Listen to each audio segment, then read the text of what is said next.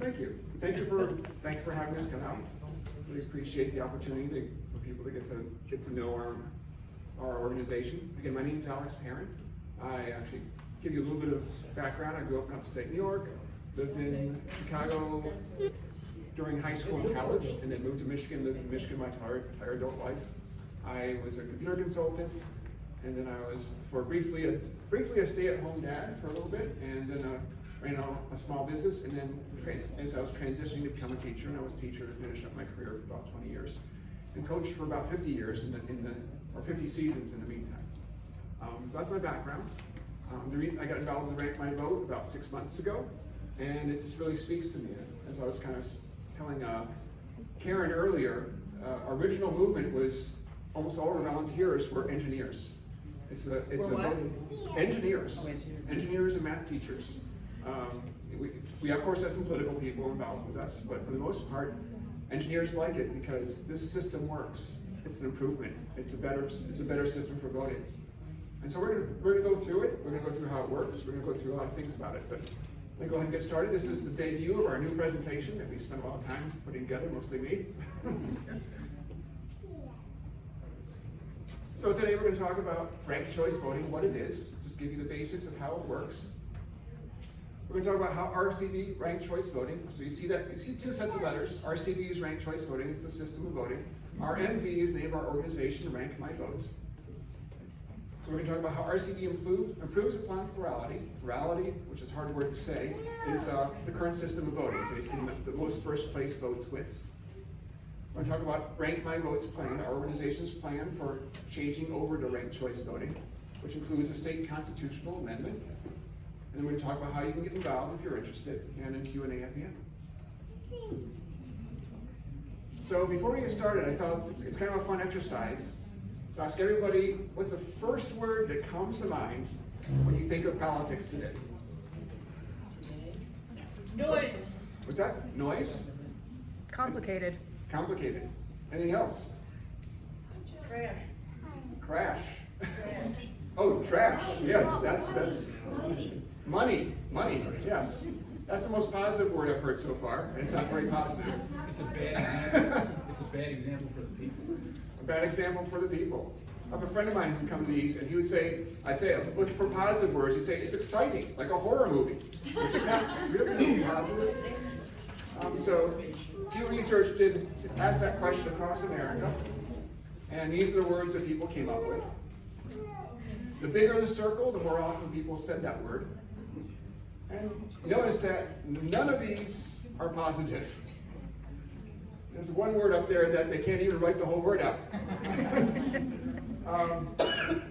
So the point being that I think we all can agree that if we can improve politics, there may be some education might be needed to improve it, but if we can, it's worth the effort. There's not really much to be said for the current system. So it's our contention that this is where it all starts. Again, this is why we have a lot of engineers. We have a flawed system. The system creates incentives that then drive the behaviors. And then what happens is the system creates incentives for the politicians then have behaviors based on those incentives. And then their behaviors create more incentives for their opposition. And so it becomes a vicious cycle. But it all starts with the system. So for those of you who might remember this phrase, we don't hate the player, we hate the game. We don't hate politicians. We're not against politicians at all. We think the politicians, the way they act, the way they behave, is all the product of a flawed system. That if we can change the system, we change a lot of the behavior. Again, this is not going to fix everything. It's just a step in the right direction.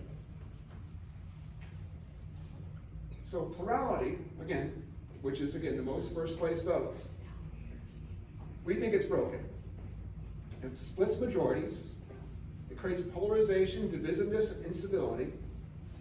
Politicians don't represent the community, and voters are disenfranchised. We're going to go through each one of these points and show you how the way we vote leads to all of these things. So we think we need a better system. And this is basically our agenda. I often have to speak before Democratic groups or Republican groups, and they often wonder, what's your agenda? What are you trying to achieve? And this is why this slide exists. This is our agenda. We want a system where the whole community chooses the best candidate. Which sounds simple, but a couple of words that kind of key on here, the whole community. So not just a vocal minority. Vocal minorities still want them to participate, but we don't want them to dictate what the whole community wants. And we don't want people outside the community to make that decision. The whole community chooses the best candidate. We think it transforms politics. It's called ranked choice voting. So here's our Candy Town election that hopefully a lot of you had a chance to go through, but I'll step through it as well. Basically, this part is going to be just on how does it basically work.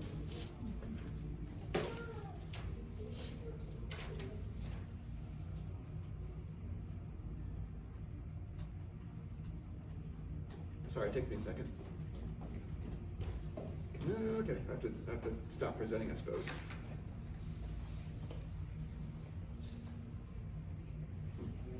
Oh, there we go. Okay. All right. So this is sort of a typical. Hold this out, be a little easier. This is sort of a typical ranked choice voting ballot. You have the candidates down on the left, and you have the rankings you give to each candidate on the right. So I'm going to go ahead and cast my vote. Now I'm allergic to dairy, so I'm a bit of an extreme voter. So to me, I always vote for Skittles, which I know is not necessarily what most people like to do. It's the only one that I can eat without having allergic reactions. Now, I also tend to vote for the Special Dark because it has less dairy than the others. And then I'll go ahead and vote for Heat as my third choice. Now I can go ahead and vote for all five if I want. That's fine. Or I can move once. If I am just stubborn and say, I don't want to change the way I vote, you don't have to. Just vote for the first one, just like you do today. Not any more complex than that. But to show you that you don't have to vote for all five, I'm just going to vote for three. But the more preferences you express, the more power you have as a voter. So we encourage you to do more. But if you want to just vote for one, you have the same power you've always had, which is a little bit more limited. So I'll submit this. And we'll go ahead and take a look at the preliminary results. We've been doing this for a while, so we have over 1,400 votes. I'll go ahead and let me step you through it one at a time. Okay, so, and we do put some fake votes in there to kind of put Skittles at first because it helps the narrative. So that normally Skittles doesn't really usually have the lead early. But this is plurality voting. This is first place voting. Skittles will win the election. It has the most first place votes, so therefore it's the best candidate, right? But it's funny, that doesn't really reflect necessarily what the majority of people want. And that's what we're going to see with ranked choice voting, how it then lets the majority of people have their preference stated. So right now, after the first round, Skittles has 370, but there's 1,408 votes. And to win a ranked choice voting election, you need a majority. Just like the Democratic Party of Michigan and Republican Party of Michigan, they require a majority for their chairman. The same idea here. We require a majority to win an election. So 1,408 votes total. So half of that is 704. We add one to it to get it one past 50%. And once you get past 50%, then that candidate can no longer get passed, and that's a winning candidate. So right now, 370 is the winning. That's about, about 30, a little over 35%. So that's not enough to win yet. So what we do is we eliminate the last place candidate, which in this case is Hershey Special Dark. And we look at all the Hershey Special Dark votes. And we look at all those ballots and look at what was the second place choice of all those voters. And we redistribute those second place votes, and they become the first place votes of those voters. You lost me already. I've lost you already? You lost me already. Okay. So once again, you understand that at 1,408, we need 705 votes to get more than 50%. Okay, excellent. So after the first round of voting, no one had that. So now we eliminate the last place candidate. In this case, it was Hershey Special Dark. So we take a look at all the ballots for Hershey Special Dark, all the ballots that said first place for Hershey Special Dark. I'm sorry. And then we look and see what their second choice votes was. So if you voted for Hershey Special Dark first, oh, is it better if I take this away? No, you're fine. Okay. We look at all the ballots for Hershey Special Dark. If you voted for Hershey Special Dark first, you now can no longer vote for that candidate. So now we look at your second choice. That now becomes your first choice. And that would be one of the other 4 candidates. So we look here, Kit Kat now has 101 more votes. Come up here and point for a second. Kit Kat now has 101 more votes from the people who voted for Hershey Special Dark first, and Kit Kat second. Skittles had 31 votes as their second choice from Hershey Special Dark. Heath had 39 votes as their second choice from Special Dark, and Butterfinger had 24. So these are the new totals. Now we still don't have a candidate with more than 50%. So we're going to go ahead and now eliminate Butterfinger from the contention.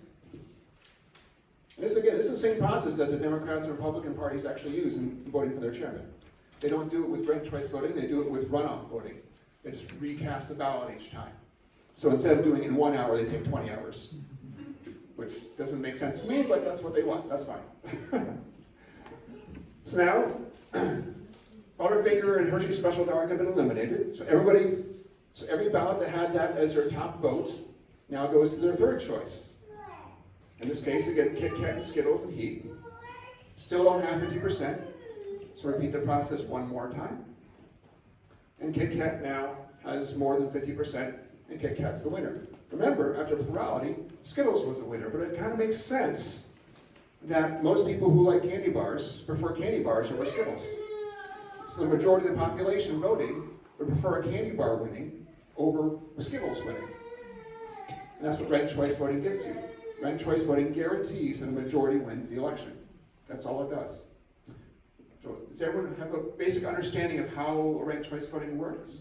Yes. When the Democrats and Republicans do it, and do they always keep the first, the ones who got the first vote at the top?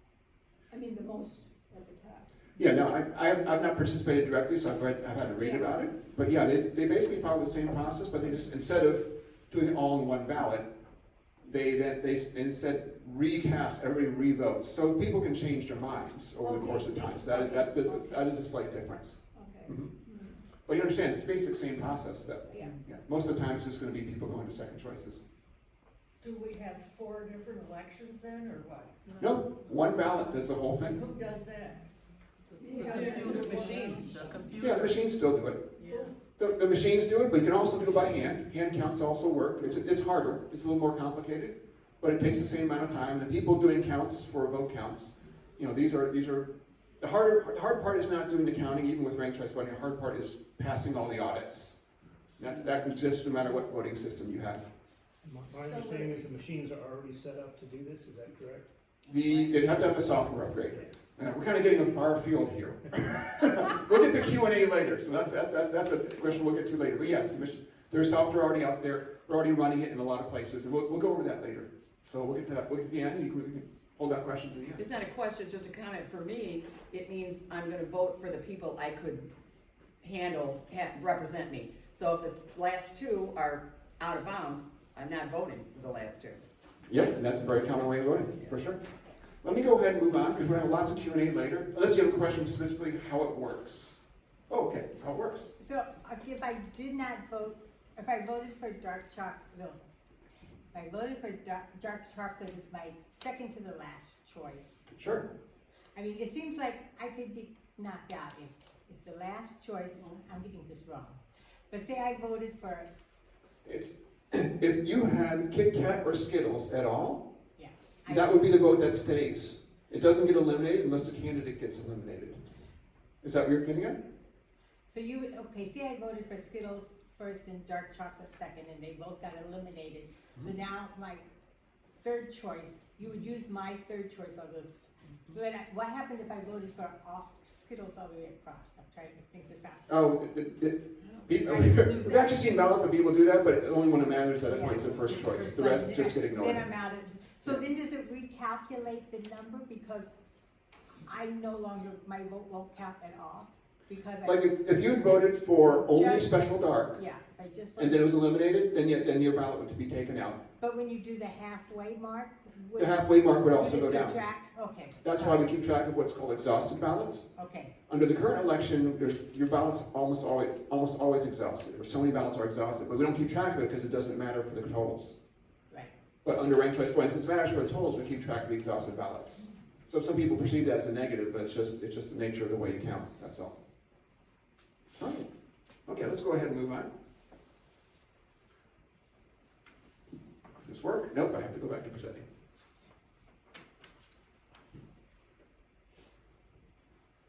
Let's see, it might take me a second.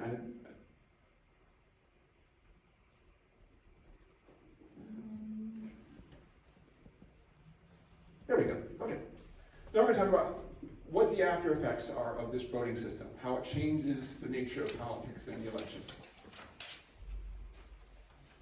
So here's an example. This is Luke Skywalker and Darth Vader. Hopefully most people have recognized Star Wars, but if not, it's okay. Person on the left is a good guy, person on the right is a bad guy. And it's not meant to cast any politicians as good guys and bad guys, it's just for an example. All right, so in this case, this is under plurality voting. Two candidates, Luke has the majority, Luke wins, 60%, not a problem. What happens if Leia decides to run? Leia is Luke's sister, also a good guy. And Leia, if you actually know Star Wars, you know that Leia is by far the best candidate of these three. That's not even close, right? So the problem you got is Leia can't win. There's no scenario where Leia can win. Look at this. Leia splits the vote, she gets 35%, which is not now enough to beat Darth Vader. So if Leia runs, Darth Vader wins. And Luke and Darth Vader are committed. Leia can't even run. So what happens in reality in this situation? What do people tell Leia? Don't run. Yeah. So the best candidate doesn't even run. Not to mention, a third person runs, you get some results that probably are not reflective of what the community wants. Let's take a look at ranked choice voting. So on two candidates, going to get the same result. Ranked choice voting doesn't change the result in two candidate elections. But in a ranked choice voting, what happens? Luke's third place, so he gets eliminated from the election. You look at all the ballots for Luke and say, who was the second choice? And we can be pretty confident that if you voted for Luke first, you vote for Leia second. Now Leia now has 60%, and Leia wins the election. So the majority wins. We can see that we consider this a better result. Here's some famous elections. Yes, ma'am. You keep saying the majority wins, but it's the majority of the votes that are counted at that round, right? It's not the majority of the total number of people who cast a ballot. It's the top choices left of the remaining candidates. So it is still the top. It's the first place choice of the candidates that we've not eliminated. But it's not necessarily the majority of the total number. Depends on how many people get dropped out, right? And we keep going until someone has a majority. Now, the thing is, once you get to majority, there's no way to pass that person. You can drop everybody else out if you wish, right? But still, they have one person that's more than 50%. I think she's referring back to the, Of the people who are Exhausted voting votes. in that round. which reduces the total. Yes. Yeah. Are you talking about exhausted votes? I just want to make that point clear. Yeah, because if someone decides not, but they are choosing as a voter not to cast their vote, not to use all the power that they have available to them. They're choosing to remove themselves from the end of the election. That's a choice that they make. Yes, ma'am. Is this for only one winner? Yes, one winner. You Yep. have a whole bunch of, and you need 7 out of 14 to win. That gets into there's several different variations of that. There's proportional ranked choice voting. There's bottoms up ranked choice voting. They both use some different systems. Our proposal is not using. One winner. For one winner, this is what this is for, and our proposal for the constitutional amendment is only addressing single winner elections. Oh, Okay, so it's not really a concern for what we're doing here. But I can talk to that if you want to do Q&A later. I'd be happy to talk to that. I was on the policy team that we explored probably about several dozen possibilities, and that was one of the things we explored. And we decided that it was going to be difficult to pass politically. The average voter will have a really difficult time understanding that. So we didn't want to cloud that part of our proposal. So that's good. I'm getting a little far afield here. Q&A at the end. If you can hold off to the end, I might answer some questions through the course of the presentation. So we take a look here at some very well-known races. If we had ranked choice voting in 1992, might have had a different winner as president. For the presidential election, Ross Perot, again, ideologically right, chances are he probably pulled more votes from the Republicans than he did from the Democrats. We don't know. We don't really know for sure. That's kind of the general consensus. In 2000 in Florida, the election was decided by Florida, and the difference was only 500 votes. A lot of people blame Ralph Nader for splitting the votes because he's ideologically left, and Al Gore, being a very pro-environmental candidate, probably would have gotten a lot of Green Party votes. But regardless, if James Harris didn't run, might have been a different result as well. But we don't know. In any case, we don't have a majority winner in this race. In 2016, Donald Trump and Hillary Clinton both had 47% of the vote. We had 3 other sets of candidates who could have changed the election if we won a majority. We want to know what most people in Michigan really wanted. We don't know. We don't really know, and I'm not trying to pretend I do. This one's a pretty egregious one. In 2022, in District 13, near here, Sri Tananar had 72% of the voters vote against him. Yet he's a winner. And I can point out that Sri Tananar was the only non-black candidate in a very black district. And this was a Democratic primary, and the winner of this primary, of course, goes on to win the election because Republicans don't have much foothold in that particular district. So again, this is nothing against Sri. This is simply pointing out that probably did not reflect the community. He's not necessarily representative of what most of the community really wanted. So we've always seen it splitting votes. We've always seen it discourage people from running. Now let's take a look at some other aspects of it. It polarizes candidates. So we talk about elections are kind of like, I was a coach, so I'm all about game theory. And coach and a mathematician, what do you expect? This is how politicians must play the game. So what's the game theory behind winning elections? Well, in plurality, votes are worth 1 or 0. Either you vote for me or you're not voting for me. So if you don't vote for me, you're not really worth anything to me as a politician. I mean, they don't say that, of course, but it's kind of in the back of their minds. And things, not just in terms of campaigning, but also in terms of how they conduct themselves in office. Again, under ranked choice voting, every voter matters, because that second and third place vote can make the difference between winning and losing an election. So suddenly think about how that changes the way a politician not only campaigns, but how they do their job. They can't afford to get last place votes. That can make the difference between winning and losing an election. So think about how it changes the way politicians may conduct themselves. Couple that with this. Plurality pretty clearly disenfranchises voters. Not just plurality, it's a number of aspects of our election system, but this is still a true statement. 62 million voters in the United States live in districts that are safe for the political party they oppose. Like I live near Ann Arbor, and Republican voters really have no say in what goes on in Ann Arbor. That's just reality. It's just extremely blue.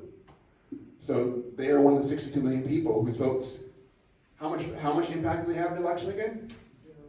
0. And you wonder why people are discouraged from voting, right? So ranked choice voting builds a healthier democracy. No more spoiler effect. You can see more diverse candidates, and we've seen elsewhere evidence of that. Empowers broadly appealing candidates from any party. So again, you have to worry about all your constituents, not just the vocal small few. On the voter side, it gives you more options. There's less strategic voting. You vote for your favorite and against your least favorite. You no longer have to just vote for or against somebody. You don't have to think, where do I cast my vote to have the most impact? The best strategy in ranked choice voting is vote for your favorite first, your second favorite second, your third favorite third, your fourth favorite fourth. That doesn't get any more complex than that. Your vote is always in play. New York City, before and after ranked choice voting. 2021 they implemented it. Before is on the left, and after is on the right. And here's the demographics of New York City. You can see pretty much which one is a better which one better corresponds to the actual demographics of the city. Which is just one session of ranked choice voting. Ranked choice voting gives you increased voter satisfaction. I'll have citations for this if anyone wants them. Voter turnout is 17% higher in municipal elections for RCVSUs. Again, think in terms of all the disenfranchised voters where their vote originally counted for 0, and now their vote matters. How many people will now start showing up? And it also makes a difference, like you get to vote for somebody instead of against somebody, which is always a more positive thing. 17% more ballots have meaningful impact on the outcome of the election. Again, instead of, like if you voted for Green Party, your ballot, you have really no impact on the final count under the current election system. But under RCV, you can vote for Green Party first, and then you can maybe vote for Democrats or Republicans second, and then your vote still has impact on the election. So 17% more ballots still have impact on the election. And this down here is kind of proof in the pudding. These are 4 places that are using ranked choice voting. 77% of New York City support maintaining it. 95% find it simple.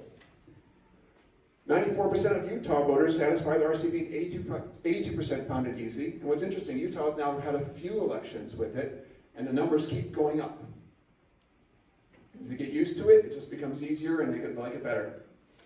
63% of Portland users prefer RCV and 91% understood it. They did it for the first time. And their systems actually was pretty different. I mean, they eliminated labels entirely. All the candidates come as, you don't know what party, they're not a member of a party or nothing. So theirs is very different. But they still liked it, and they still like ranked choice voting. And 56% of Virginia Republicans prefer RCV to plurality. Virginia Republicans use it for their primaries. And since they started using it, they've had their best results in the general election that they've had in decades. Because now they're electing candidates who have more general appeal. They have more candidates that don't just appeal to an extreme edge of the party, but to a more broader appeal group. So with ranked choice voting implemented, again, think in terms of politicians needing to appeal to more voters and really wanting to avoid getting last place votes. Candidates use fewer negative or neutral words, more positive words. Candidates engage in fewer personal attacks and focus more on the issues. And candidates collaborate more. Again, you don't want last place votes. If I start insulting another candidate, how do all the voters for that candidate feel about me? I'm now last on their ballot, aren't I? So wouldn't it be nice? In Minneapolis, this is kind of a bit of an amusing anecdote. In Minneapolis, they use ranked choice voting for their mayor. And at the end of a debate in 2021, all the candidates got together and sang Kumbaya. I am not kidding. But that's kind of an improvement over all the candidates afterwards, like threatening each other with canes. So to me, I'd rather see the Kumbaya, but different people, different things. This is a bit of a breakdown, RCV versus plurality. And we've kind of gone through all these positives for ranked choice voting over plurality. Eliminates the spoiler effect, gives more positive campaigns on policy, encourages more candidates, voters vote their conscience, it rewards broad support. It's harder to game the system. I can cite you scary stories about, we already know that basically it's not uncommon for parties to purposely run a candidate who is similar ideologically to their opponents and encourage that candidate to run to pull votes from the candidate as a spoiler election. It's a pretty simple tactic. It's been done in Miami. Actually, Miami was different. Miami, they actually ran a candidate with the same last name as their opponent. And that person who didn't campaign, who didn't really even exist, he did. He actually didn't live in the district. That's why they got in trouble for it. Pulled 3,000 votes, and their candidate won by 300. So, kind of give you an idea. It can be gained pretty easy. Plurality is easy to gain. It doesn't take much to explain it, to simply get a candidate who's going to pull votes from your opponent. That doesn't work in ranked choice voting. Ranked choice voting, it's been running for over 100 years in Australia. They haven't figured out a good way to game it yet. All right. Easy for voters to understand. People complain about it, but we've just seen evidence. It's easy for voters to understand how to do it. Easier for voters to understand how to count it. A little bit harder, but that's not the question we ask. Lower cost to implement. Yeah, it's going to cost you some money to change the system, but we kind of agreed at the beginning we want to change the system. And so any system change is going to cost money in terms of education, in terms of changing the voting machines, getting the upgrades. You don't have to actually change the machines themselves, you just have to upgrade them. Low ballot spoilage. People are worried that a lot of ballots will be bad. We've not seen it. Statistically, there's no difference. The same ballot spoilage for both ranked choice voting elections and plurality elections. Basically, you feed them, you vote it into the machine, it kicks it out if it doesn't work correctly. So then you fix it, just like you do today. There's a simpler hand count. It's a little bit easier to hand count in plurality. Obviously, you don't have to worry about second and third place votes. But it doesn't change how long it takes to get to the hand count. So even though it's technically a negative, it's kind of it's what it's called, a distinction without a difference, right? It doesn't have any real effect on the accounting of the election, on the counting election votes. The people counting the votes, they can do middle school math so they can figure it out. Timely official ballot count. You can't report on ranked choice voting elections as they go along very well, because until you get to the end, you don't know which second place votes are going to matter. So that is a negative.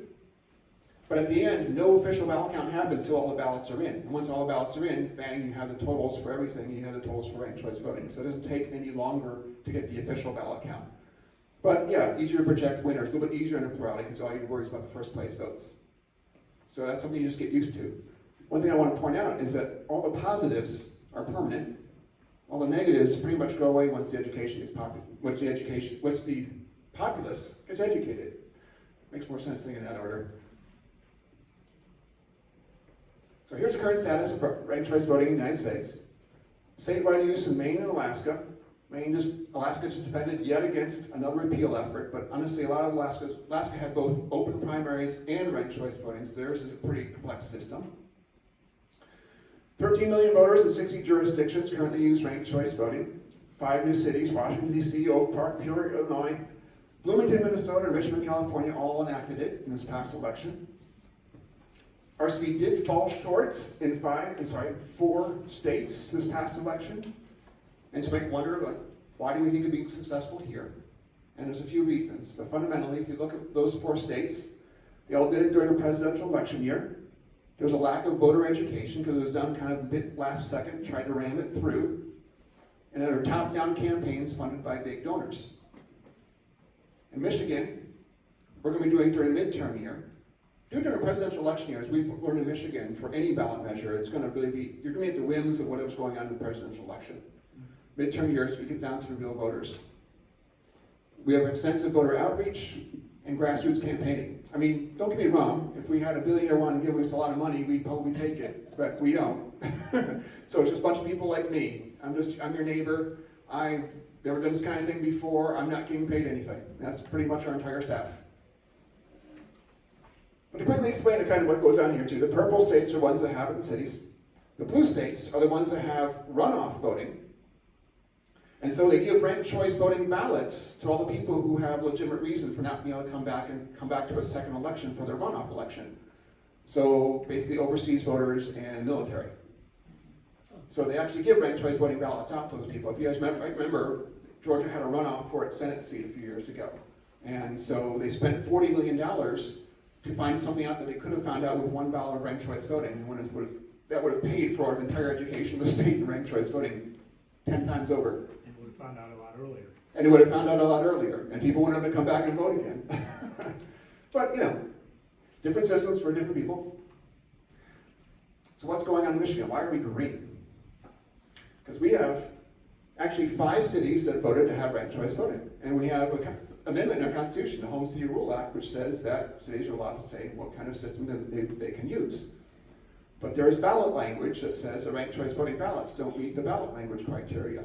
Now our lawyers say that if we took them to court, we'd be able to overturn that ballot language, but that would cost a lot of time and money, and there's no guarantees in court, as we know. So instead, we decided to spend our time and money elsewhere. And here's our plan. So we decided we wanted a constitutional amendment. We conducted a policy summit. You don't have to go through all this in detail. I just kind of want to show you that it was not just a bunch of guys sitting around the table saying, hey, let's do this. We actually, for 2.5 months, and I was a big part of this, we conducted an initial poll of all of our community, getting a lot of opinions of what they wanted. We had 6 open invitation, virtual, and in-person meetings across the state while conducting a second poll, basically educating our populace on all the different issues that would come up in election systems. We consider open elections, we consider ranked choice elections, we consider a number of things. We consulted afterwards, with all that data, we consulted fair vote experts and lawyers to consider all possibilities of what kinds of proposals we could come up with. Then we held a final open invitation summit with a final poll, educating all users on the 4 best proposals that we could come up with. The 4 most viable proposals, the ones that met legal criteria, the ones that we thought were that would be most popular, that would be easiest to pass, and then came up with this proposal. We're going to affect the presidential election, the gubernatorial election, the U.S. Senate, U.S. House, the Michigan Senate, and the Michigan House. These are the basic offices that are going to be affected. The first thing we're going to do, this is a breakdown of what we're actually doing. We're going to empower local elections to choose their election type. No more ballot language preventing cities from being able to enact ranked choice voting if they want to. We want to enact ranked choice voting for all single-seat elections, which includes for all the major party primaries and for the general election. We'll enable all candidates to run as an independent. So if you lose a party primary, you can turn around and run as an independent. The reason why that rule was in their first place, to prevent people from doing that, they're afraid of splitting the ballot. But ranked choice voting, we know that that's no longer the concern. So why not allow people to turn around and run as independent? Why not allow someone like, say, I don't know, a current Detroit mayor run as a Democrat if he wants, and then turn around and run as independent if he feels like afterwards? Allow straight ticket voters to rank their parties, so you don't have to vote just for one party. You can vote for just one party, but if you want to vote for, say, Libertarians first, Republicans second, Green Party third, whatever, that'd be fine. And require the legislature to allocate funding for election worker training and voter education. So basically, you'll be funded, so the burden won't be all on the clerks. And we're going to be doing this in consultation with the canvassers. Can you go over number 1 first? Oh, sure. Again. Let's see how we go back. There we go. So empower localities to choose their election type. Right now they can't. They're choosing to do something different. Okay, like Ann Arbor and Ferndale, okay. Thank you. Yep, 5 cities were. Okay. And with the primaries, okay, so the primaries, that's just for your parties, and then the parties, yeah, never mind. Yep, so we're going to require ranked choice voting for the Democrat or Republican primaries. Right. Yep. So we're keeping the Democrat and Republican primaries, which was a big debate. Mm-hmm. And there's reasons for that. We can get the questions and answers at the end if you're interested. Because believe me, there's a long debate, but we're pretty confident that we liked our choices. Let's put it this way, when we proposed all the different choices, this came up by far the winner. And it's a variety of people across the spectrum, all now been educated in all the 4 issues, and this is clearly the leading choice. So how do we get there? So right now, we're finalizing the ballot language, which includes all the legal. So we need 600,000 signatures this year, right? So we're going to finalize the ballot language. We're planning. Current plan is, and this is not in stone because there's still a lot of things to work out. The plan is Memorial Day just to come out with the proposal and try and go out and get signatures. And in 2026, we need 2 million votes. We like the timing of this. We're kind of pushing a little bit. Like I said, the governor race in 2 years may be a nice advertisement for ranked choice voting. We'll probably likely have 3 very strong candidates, and we probably won't have a majority choosing the governor. That seems likely at this point. So, again, our organization, nonpartisan, grassroots, volunteer-driven, nonprofit, history of success. We've passed it in 5 cities. Ranked choice voting throughout the nation, actually, I didn't really spend time on that before, has been very successful in every city ballot. Again, where we can educate the voters and people see what it is, they vote for it. It's just when, again, in the states we have trouble because, again, top down, not the education there, and the parties fought pretty hard against it. You guys might know who Katie Fahey is. Now, she is our strategic advisor, and we're very happy to have her as a strategic advisor. She's obviously has experience in passing state constitutional ballots. And in case you don't know where she is, I suppose probably most people here probably do. She led Voters Not Politicians, and she's the one that kind of really initiated most of the work there. But a lot of work went into it. I'm not trying to give her all credit, but she was sort of the face of the movement. So basically ended partisan gerrymandering. And again, she's our strategic advisor. She is regularly consulting with our executive team. So we need your help. We need anything you can do. we have generally people move to the field teams. So you have the field team for this. We have a Wayne Monroe field team. I'm on that team. If you have fundraising, or you really need any fundraising experience, if anyone's willing to lend their experience and expertise there. Speakers Bureau especially, I mean, we actually need some more in this area, particularly Detroit. We really need to reach out to the Detroit area. But UP, Northern Michigan, Mid-Michigan, again, probably should have included Detroit in that list. Social media, graphic design, press media, volunteer engagement, onboarding, events management. If you have skills, and if you have any skills, believe me, we can probably put them to use. Just Ben said, it really comes down to best ability is availability. And that's what we really can use. So, what's happening across the state? So we have our regional field teams. You can sign up at rankmyvote.org. So rankmyvote.org will take you to our main website. From there, there is a volunteer page, there is an events page. Fundraising house parties. If you are fond of entertaining people, we'd be happy to come and have some come speak at your house party. We have actually another group that's putting together. You guys might have heard the documentary Majority Rules. It's on ranked choice voting in Alaska. It's kind of a fun documentary. So they're actually putting together a little show with that in their presentation. An all-volunteer workshop on April 5th. We're going to have an all-day workshop with all our volunteers. Good chance to meet people throughout the state, people who are interested in ranked choice voting. And finally, last page here, last slide, yay! So the QR code takes you to places where you can either just donate, volunteer, or maybe sign up for a weekly newsletter. So anything, we'll take anything. We're on all the social media sites. And unfortunately, those links don't show up here, but if you basically get to our main website, you can get there from there. So, that's the end of the presentation. Thank you for joining. It's a long night. So then we have Q&A. So we have probably some questions. Yes? I'm sure this group looks like it's fine for other questions. Yes, ma'am. Your first statement on what it will do will allow localities to choose. Yes. So therefore, some localities can use it and vote for the governor, but everybody else doesn't do that then. It would be. Is it for local elections? It's for local elections only. Yes. Oh, Yeah, local elections only. Yeah. So localities will be able to choose their own local election methods. So if Dearborn chose to do it, and we had candidates for governor, and that would still be part of our local election or not? No, we consider that part. That's going to be ranked choice voting either way, whatever your locality chooses. But if you're voting for your local, say your local city council, your local mayor. We're only voting for locals then? Yes. So so like Ann Arbor. Yes. So like Ann Arbor Ann Arbor would like to use ranked choice voting. So if they do that, they would get ranked choice voting for all their local elections as well as for the ones we're proposing here. So for the statewide elections and for the like U.S. House, U.S. Senate, governor, that's going to be for everybody. We're also going to allow a city to say, how do you want to elect your mayor? How do you want to elect your city council? So right now they're not allowed to elect it any way they want to. They have to use plurality, or basically a version that meets their ballot criteria, which is pretty much plurality. Does that make sense? Mm-hmm. So you get to choose. Each city will be able to choose its own method of election. Getting there. Okay. Yes, sir.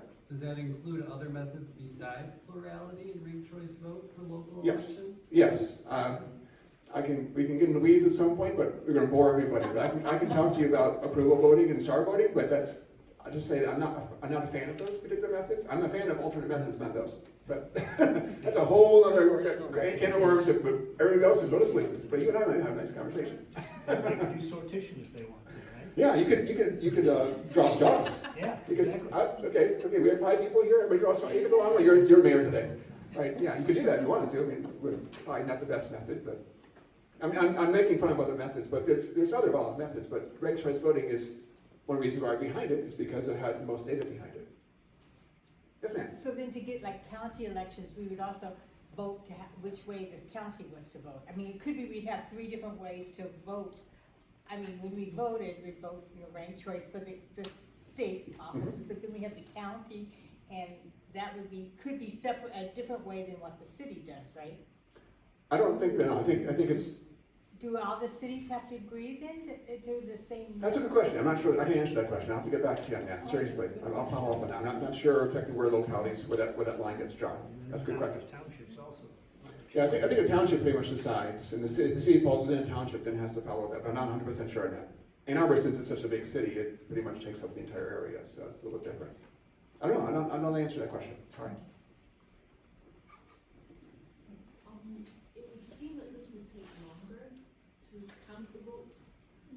And if it does, would that make people opposed to it, just because people like to get results quickly? As I pointed out, the official count never happens until all the votes are in, and once the official count gets in, the machine counts it immediately. So the official count for both is the same amount of time.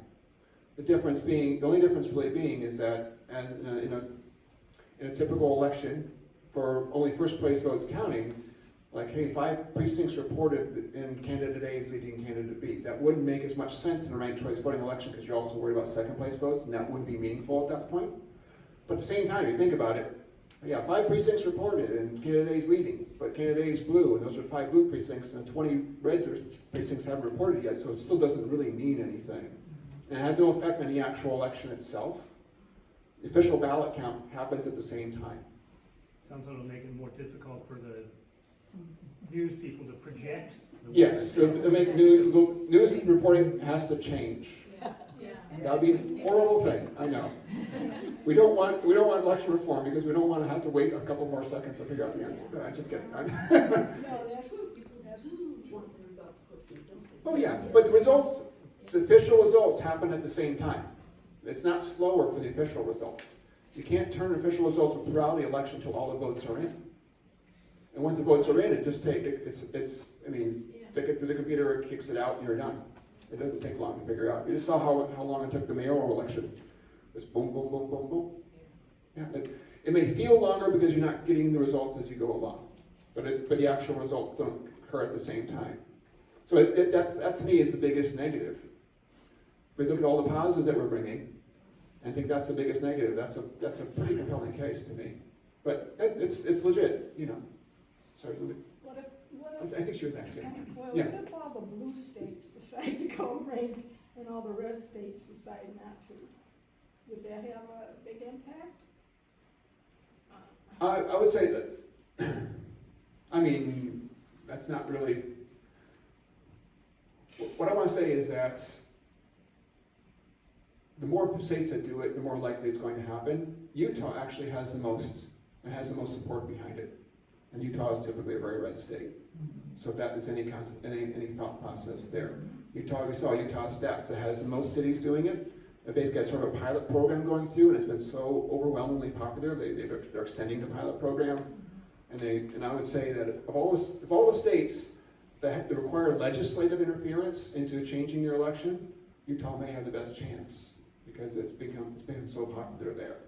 So the way you look at it is, like I did a presentation in the Brighton area, and I had someone there that was a blue voter in a very red district, and she was asking how she can get her red neighbors to vote blue. Would ranked choice voting help with that? It's like, no, we don't help with that.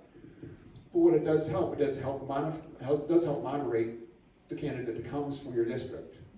So instead of a candidate who, again, looks at you as a 0, now looks at you as a second and third choice. So think in terms of, again, how your legislature functions. If you have nothing but legislators who only appeal strictly to their party lines and have no incentive to appeal beyond their party lines, how will they interact with someone who appeals only to the party lines of an opposite party? There's not very much cooperation, or there's no incentive to compromise. No incentive for a candidate to do anything other than exactly what their party tells them to do. Ranked choice voting helps alleviate that a little bit. So that doesn't totally answer your question, but I think ranked voting would be fair, very fair. sure. But I'm just thinking, wouldn't all the big money go to stop ranked, if it's a fair way? Wouldn't the big money go to stop it and, from the get-go? Yeah, and they, again, as we saw in some of the states, we saw that. We saw some of that. Yeah. The point being, at the end of the day, though, we still have, if we educate the voters, then we can do it. Then we can do what we can to try and get it to pass. And our proposal, because again, we're keeping partisan primaries, we're keeping straight ticket. We've got a lot of, at the end of the day, we're probably not going to get endorsements from the major parties. The question is, how hard will they fight us? Right? Yeah, that's. And the Democrats, we've got a lot of positive feedback. We have a lot of actually Democratic political people on our staff. We haven't gotten made as much inroads inroads with the Republicans that we'd like to make. And that's kind of the next part of our really reach out, because we haven't really done as much work, in my opinion, as much as I would like us to see us do.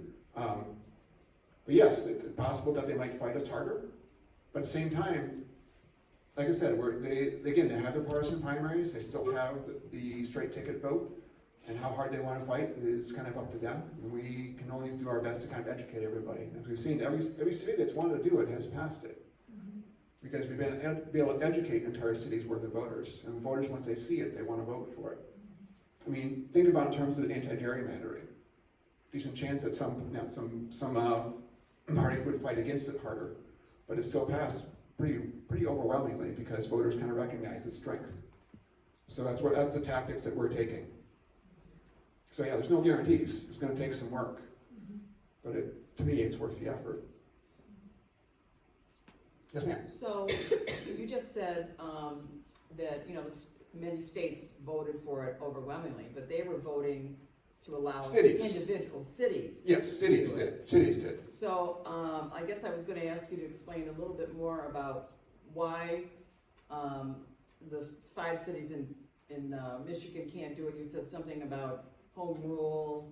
Yeah. And does New York City have like a different, or these other states that passed it? I mean, I don't get it.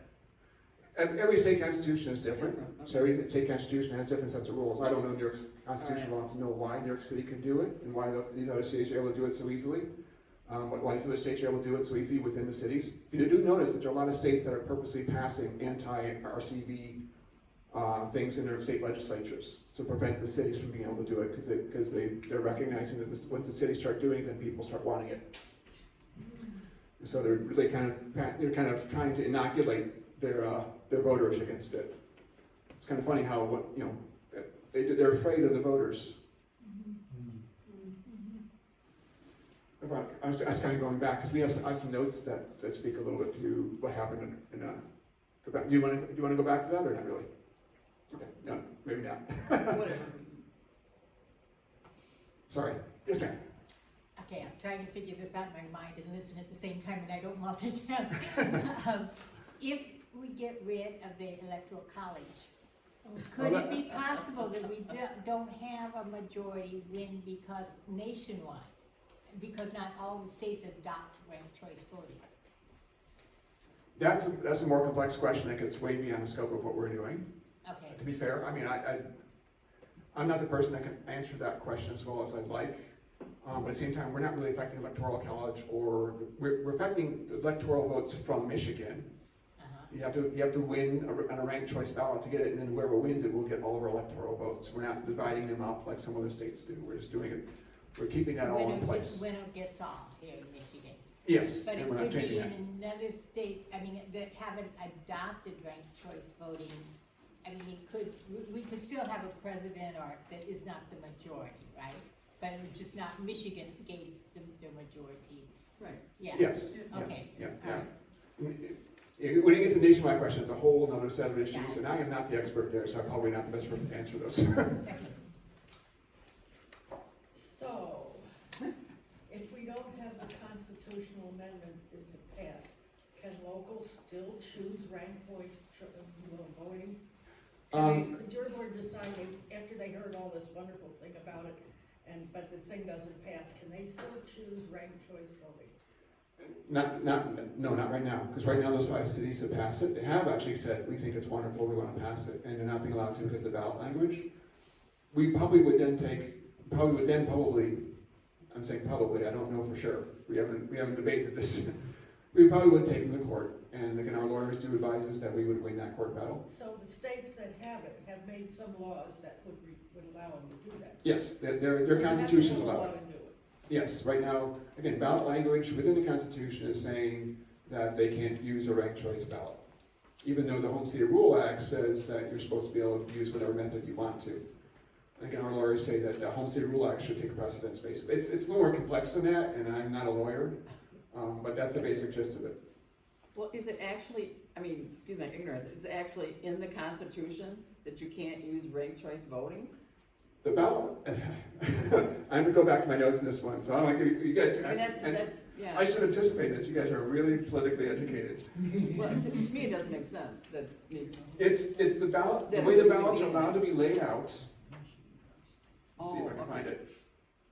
And here we go. Let's see, I think the notes say have this. There we go. Okay, so I'm gonna read this to you, because this is a little harder. Palgerson's East Lansing, along with the State Bureau of Elections, says that these cities cannot implement their reforms because the state election code outlines the formatting for ballots, and they say that prevents these cities from implementing new voting systems. But they're- So basically, the state election code is taking precedence over what is explicitly stated in our Constitution, which is, again, our lawyers say probably wouldn't hold up in court, but that's what's happening. But 5 communities are doing it. No, they're not doing it. They voted for it. They want it, but they can't do it. Oh. Okay, so I'm sorry if I wasn't clear on that. That's my bad. Yeah, sorry about that. That's my bad. Yes, ma'am. So when you say that this would enable all candidates to run, any candidate to run as an independent, does that mean as the representative of an independent party or just as a person? So, that's a complicated question in some ways. Right now, anyone can run as independent if they want to. And what we're saying is that in addition, if you were, say you're running for the Democratic Party ticket and you lost, that you could turn around and run as an independent. The only thing is that they could not turn around and run as a Green Party candidate. That actually, our Constitution forbids that, and we're not changing the language of that.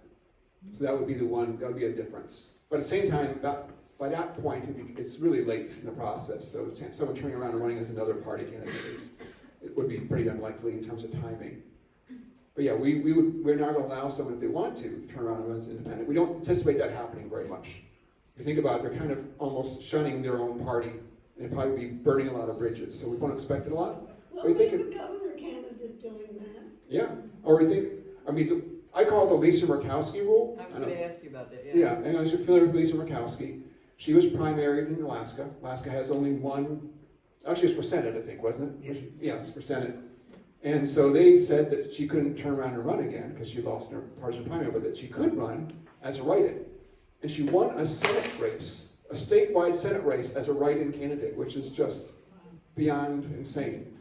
But again, so what we want to do is we want to make it a little bit easier on Lisa Murkowski if she wants to do that. So you can turn around and run as an independent and actually be on the ballot. But she wouldn't get the straight ticket vote, though. And that's obviously a very big deal. So that's the one thing that, the straight ticket vote makes a lot of things complicated. It's one of the reasons why we don't have open primaries. I know Bradywood's a big open primary fan. Straight ticket and open primaries play very poorly together. And I can get into the weeds of that if anyone wants me to, but that's basically why we ended up going with a partisan primary. Actually, it's going to have more reform than we think the open primary would give you with straight ticket, because the combination of the two causes a lot of problems. If anyone wants to go through that, I'd be happy to, but I'm sure most people are here like, no, that's fine. So does this eliminate the straight ticket voting? No, we're keeping it. We're keeping the straight ticket vote. We knew that our political decision was that if we took straight ticket out, our ballot would no longer become about ranked choice voting. It'd be about getting rid of straight ticket. That would totally take precedence over anything else we did. That people want to get rid of straight ticket, that's a whole nother campaign, a whole nother amendment to us.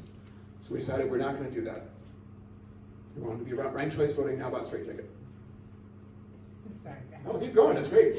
So, in the Lisa Murkowski rule, Sure. could it be possible for the states to say you have to file to be in the That's going to be required. earlier, before the primaries? Yes. You have to, and you can't add your name after a certain. No, we're changing it so you can add your name afterwards, but you have to meet the independent criteria to be able to do that. And so- why are you changing it to be that you can apply to run after the primaries? You can apply to run as an independent after the primary. That way, if you lose, if you're primaried, Yeah. you can turn around and run as an independent. Isn't that kind of skewing, isn't that kind of gaming the system? Yeah.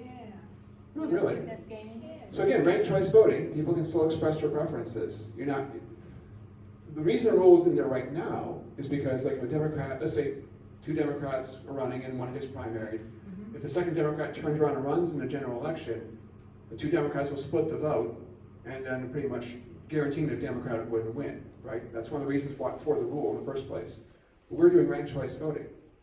In fact, you can make a pretty compelling case that 2 Democrats running, both giving the same messages, campaigning cooperatively, and working towards a democratic platform will actually may even bring more voters into the two candidates than simply one.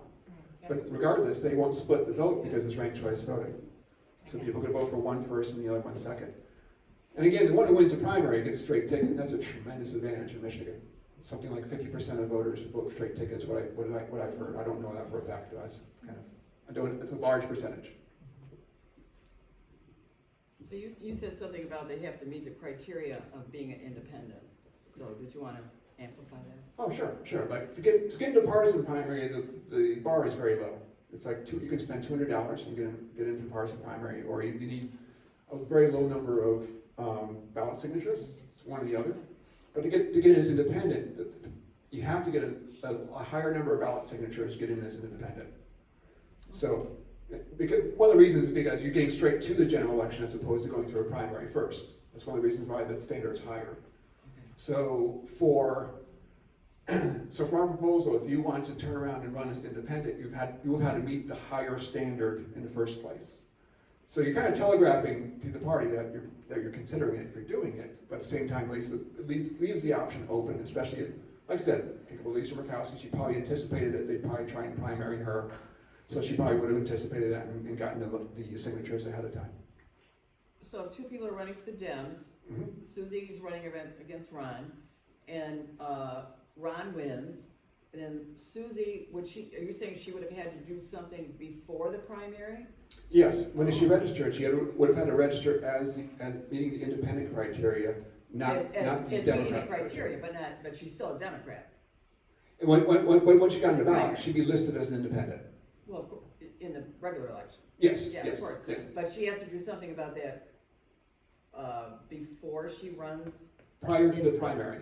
Before the primary. Yeah, the basic reason for that is the amount of time between the primary and general election is too short. There's no way anyone could meet a higher criteria in the meantime and still get on the ballot in time. The clerks would pretty much, pull out their guns and shoot us. Yeah, no, we're not gonna allow that. Sorry, I'm just a little exaggeration there. Sorry, I didn't mean to be so violent. I think one of the things people are going to say is, why do we need this? And I'm wondering, do you have any idea what percentage of elections, aside from the statewide elections, are won by less than a majority of 51%? I don't know the stats off the top of my head. It's probably most elections wouldn't have. It's really the primaries where you're going to see the biggest impacts, where you see multiple candidates from a primary. When you get to general election, you'll see one Democrat, one Republican, and one of them typically gets more than 50%. But it's the primaries where you have sometimes 2, 3, 4 candidates from a party. And again, it's our contention that changing the winner of that primary is actually going to have a bigger impact on who finally represents. Especially when you consider we have semi-open primaries. I know a lot of voters, like I said, if you're a Republican in Ann Arbor, a lot of them turn around and they vote in the Democratic primary because they know that the Republican vote doesn't really have much impact, so they might as well vote in something that has more impact. So think about now those votes, those first place votes, and those second place votes from Democrat voters might change the nature of the candidate that emerges from that primary. And that's where we're going to probably see the most typical, practical impact. It's not going to, this is not a panacea. This is not a silver bullet. It's not going to fix everything. This is one of the many steps that we think will help reform our elections and be a step in the right direction. Some comments, my comment on why we need it is our elections are becoming much more extreme, where the candidates don't represent enough of the community. And Exactly. we need that. Well said. To kind of repeat that, if you didn't hear it, Mary's pointing out that the candidates, they're incentivized to appeal to a very small segment of the population. Basically, when you see the numbers, it actually breaks down that something like, if they win 6% of the population's vote, they'll win the election. So that's why you see candidates who appeal to only, a very, very strong vocal group. And they know that group's going to turn up, and they know it's going to be 6% of the voters. That's the group they appeal to, and they don't really care about the other 94% of voters in their district. Those are just the stats. That's how you play the game. And we want to change the game. We don't think that's a good way of having democracy. And then think about, again, so you have one candidate in the legislature who's appealing to that small 6% local minority, and they have another candidate in the legislature appealing to his 6% minority that has complete opposite opinion of that candidate. Are they ever going to compromise? Neither one has any incentive to compromise whatsoever. There's no incentive to work together. So that's what we're seeing. We're seeing more and more of that. We used to have the slide up here that showed how the House 25 years ago, something like, I think it was 30% of House seats were closely contested. In the last 30 years, it's gone from 30% to 10%. We've become more polarized as a nation, and our districts have become more extreme. So that's what we're trying to restore here. A little more appeal across the spectrum to your whole community, not just a select few. Can you go over again with the 13th district, what happened there? Because, Sure. excuse my ignorance, but I mean, you listed that whole list, but that was for the primary. Yeah, it was for the primary. But we're not doing ranked choice vote in the primary. Yes, we are. Oh, okay, what did I, Yeah, we're doing it for both the primaries and the general election. okay, I'm so sorry. And the Democrats always win in that primary, so. Yeah, this is extremely strong Democratic primary. Right. The Democratic district. So pretty much whoever wins Democratic primary wins. Oh, that's what I was, okay, so that's what we're saying, that, so we're telling the parties they have to Yes. use the ranked top- choice voting, Yeah. okay, got it. Yep. Because that's the example I always use for why we need ranked choice voting, it's the 13th district. Yeah, I mean, this is a pretty egregious example. Excuse me. This is why plurality, ranked choice voting will never give you a result like this. It just won't. Yeah, technically though, they all could have run in November as independents, except for Street. Well, under our new proposal, Yeah, yes. under the new proposal. Yes. Yeah, exactly, under the new. Yeah, proposal. currently they can't. Currently all, Right, as right. soon as they lost, they were done. He was done, right, Yeah. yeah. And again, there's good reason for that. I mean, under a plurality system, it pretty much guarantees that, if a party would lose if two candidates came out of that district. Yeah. So they want to, we understand the reason for it in the Like past, you but could have had number 2 and 3 run against Shreve and then, or maybe they would have just had number 2 run against him. Because it would be a Democrat running against a Democrat and whoever won, but it wouldn't be so watered down. yeah, but of course, if Shreve wants, still whoever wins that district will also get the straight ticket votes. That's always kind of a big factor you have to consider too. It's a difficult hill to climb for someone to turn around and run as independent. So I don't think it's something the parties necessarily need to fear. But it's something that we think is going to help get those rare candidates like Lisa Murkowski's, like the Mike Duggins. Well, I think To the give them an second opportunity. candidate, they would probably easily beat Shreve because, there was like all of them against Shreve. I mean, I think he yeah, might. We don't want to get into politics. Yeah, I'm not a I mean, partisan. there So. would be a reason why they'd run again, so. Yeah, oh yeah, for sure. I mean, if something like this happened, and Shreve won in a very closely contested, someone could turn around and run it. But again, with ranked choice voting, there's going to be less incentive for someone to do that in the first place. Right. So it's just for the rare candidate that really. So yes, sir. Seems like with a system like this, then, that the threat of being primaried would carry a lot less weight. Is that a fair statement? That's kind of one of the reasons why people were excited about the idea. It's not so much that it'd be used a lot, but just the idea of maybe curbing the worst inclinations of parties, right? If all of a sudden they realize that they can't spend all their money to primary someone, that person can still turn around and run and win a general election. So that's kind of one of the things we're looking at, thinking about parties. Instead of like throwing all their weight behind trying to get in primary Lisa Murkowski, if they know that she can turn around and run in a general election, they might think twice about maybe she has a point. Because right now we have, Musk is threatening to primary anybody who votes against Trump and stuff like that. Yeah, exactly. That will hopefully go away if we. We're trying to reduce the strong arming aspect Yeah. of it for sure, and just kind of limit the power of the party being able to do quite that much. Again, the excesses. That doesn't happen often, but when it does happen, it's like you look at it and say that's just not the right thing to do. It's not right for that community. So we're trying to curb that. Yes, ma'am. This is probably a really thin question, but what would happen? Could you run through what would happen In this one? in that one? How would the math work? How would the... Sure. Okay. Again, I don't know the result. We don't know the numbers because plurality doesn't give us those numbers. But if we want to let's say, for example, let's say it's Portia Robertson. Okay, I'm just picking a random name on that list. Okay, let's say Portia Robertson. Hopefully I'm pronouncing it right. Portia Robertson let's say that she actually is, most people really kind of prefer her, okay? So might happen, first thing that would happen is Lori Rutledge would be eliminated, and 1% of the vote would be redistributed. Wouldn't have a dramatic effect. You would probably see 1% of the vote kind of get distributed fairly equally across. Sam Riddle now, he gets eliminated, and then we see another 2% get redistributed, and Michael Griffey, and then Sharon McPhail, assuming that no one passes each other in the meantime. So again, I'm just kind of projecting a lot here. This is a lot of kind of guesswork. So now once you get to say eliminating Sherry Gay, you now have 14, 19, 22% of the vote would have been redistributed. Again, let's say that Portia Robertson was the favorite. Maybe she gets 18% of that, and Adam Hollier gets 4%, and Shree gets, I guess that would be it. So now Portia Robertson now has 35% of the overall vote. And we have to keep going, keep eliminating candidates until we have one candidate who now has accumulated 50% of the vote after eliminating the lesser candidates. Again, it's the same process that Democrats and Republicans use to elect their chairman. They eliminate the last place candidate and they re-vote. The only difference again being that they all vote again. And this is a primary, so it doesn't matter how long it takes. Well, it doesn't take long. You don't actually re-vote. It just, you look at the ballot and you say, okay, so Lori Rutledge would be the first one that gets eliminated. And we took a look at all the Lori Rutledge ballots, and all the ballots that had, we look at who were their second choice.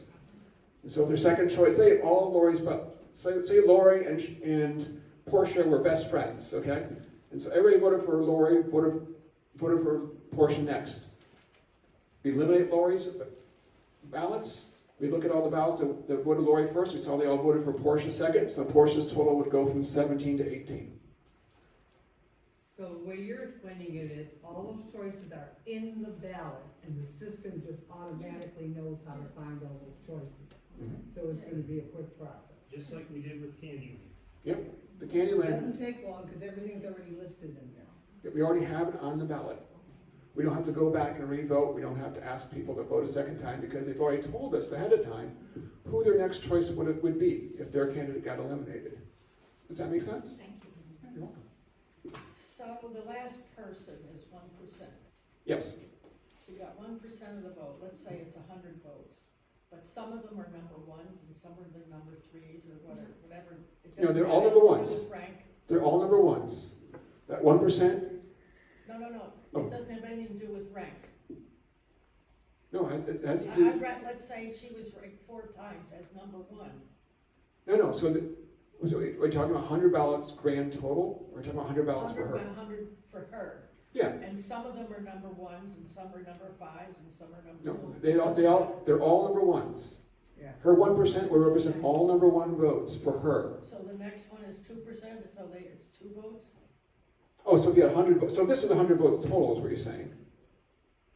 I'm having a hard time The following your bottom person example. got 100 votes, Okay, so we say Lori got 100 votes. but some of them were ranked as 1s and different numbers, it doesn't matter?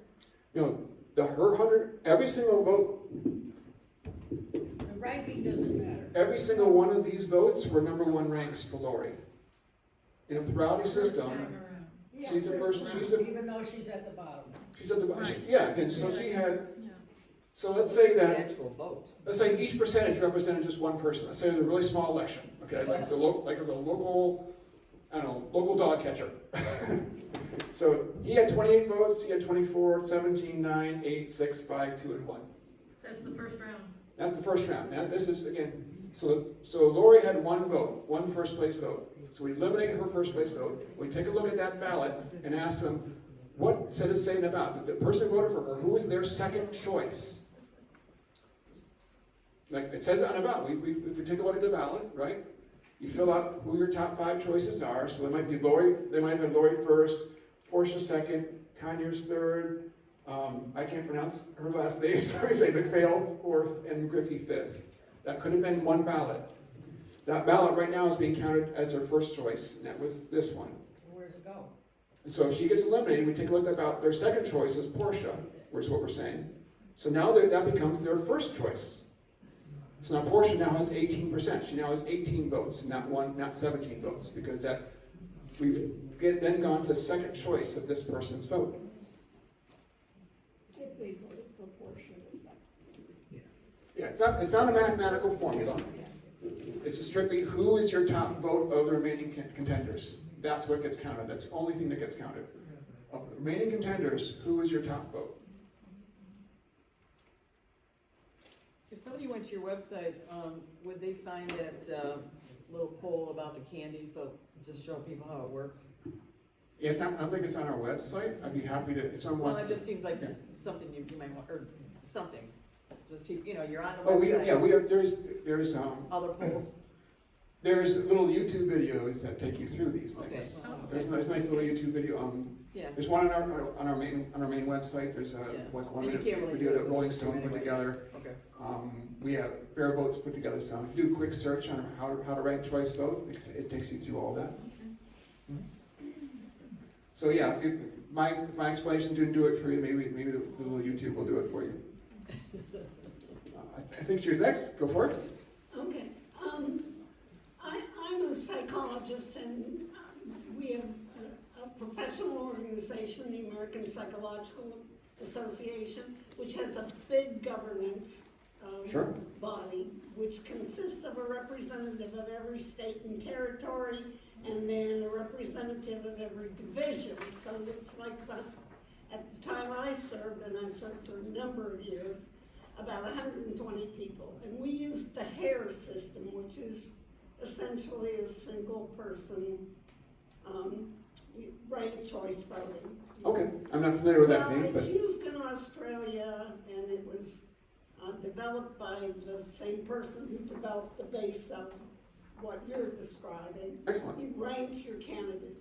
Mhm. The effect of that was always to elect more moderate candidates, because people who voted on the extreme, their second choices and sometimes their third choices got counted, and they only had one direction to move, and that was to become more moderate. That's typically the result. Yeah. And not even so much moderation, it just brings more voices into the election. It has more voices have an effect. I don't know if you guys are aware, the Academy Awards are done using ranked choice voting. That's right. They converted over because one year a film won, and 70% of the voters hated the film. And they said, we can't keep doing this, because basically there was several really strong films that year, and that split the vote of majority of the candidates.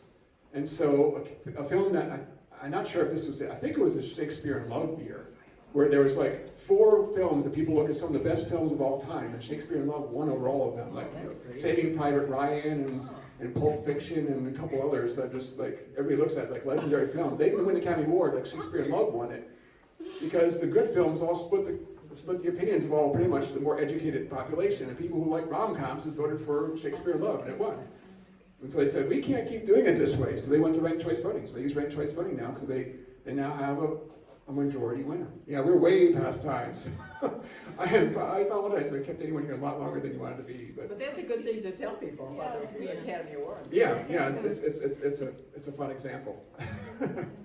Yeah, we have it on our website. We actually had our own little ranked choice voting Academy Award. So thank you all for staying so late. I would stay later if you want to talk to you personally. This was great. This was educational for me. I appreciate it. Thank you. Does anybody have a little piece of paper with the Wi-Fi info on it?